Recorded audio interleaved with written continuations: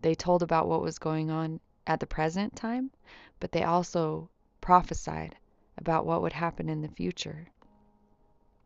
They prophesied about Jesus. They prophesied about John the Baptist. Many people thought they thought Jesus was the Elijah to come that the prophets had spoke about long ago.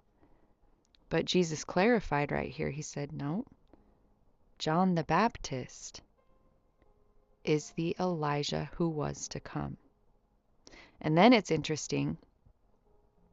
Jesus said, he quotes here in Matthew 11, "Whoever has ears, let them hear."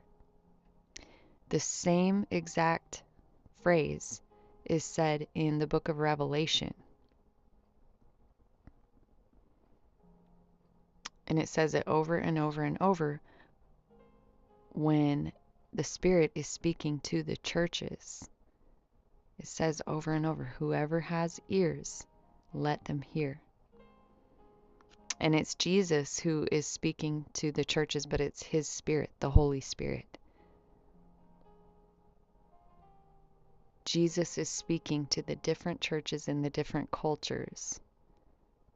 And he says that in Revelation.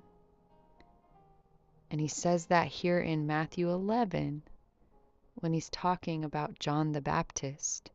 And it's interesting, Revelation was written by a person named John. John, who was in prison. He was on an island in Patmos, I think it is. On an island, basically that island was a prison where they put him to seclude him and keep him away from everyone. And that's where he got the revelation from Jesus Christ. And the book of Revelation was written.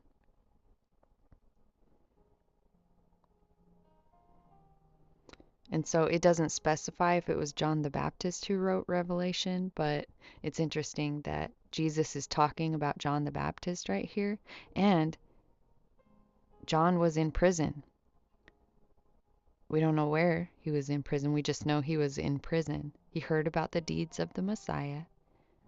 And John sent his disciples, the people who were following him, John the Baptist, which his ways matched the Lord's ways.